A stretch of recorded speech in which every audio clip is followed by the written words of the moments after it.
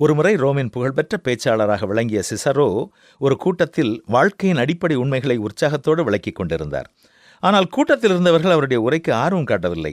ஒரு சிலர் கொட்டாவி விட்டுக் கொண்டிருந்தனர், இன்னும் ஒரு சிலர் தூங்கிக் கொண்டிருந்தனர். உடனடியாக மக்களின் கவனத்தை ஈர்ப்பதற்காக அவர் ஒரு கதை சொல்ல ஆரம்பித்தார்.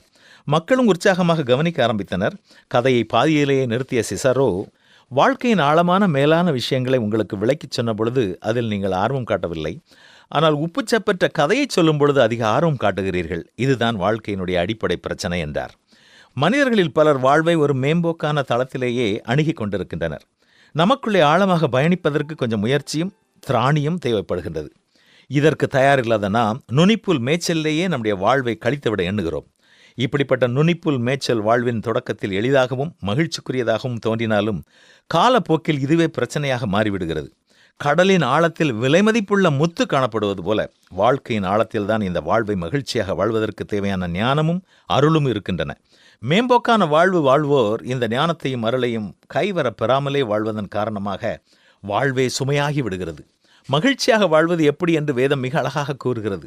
உலகத்திலும் உலகத்தில் உள்ளவைகளிலும் அன்பு கூறாதிருங்கள், ஆனால் ஒருவரில் ஒருவர் அன்பு கூறுங்கள். உலகமும் அதன் இச்சையும் ஒளிந்து போம், அதனால் பூமியில் உள்ளவைகளை அல்ல மேலானவைகளையே நாடுங்கள். இப்படி நாம் வாழ்ந்தோம் என்றால் நாம் சந்தோஷமாக வாழ்வோம். செய்வோமா?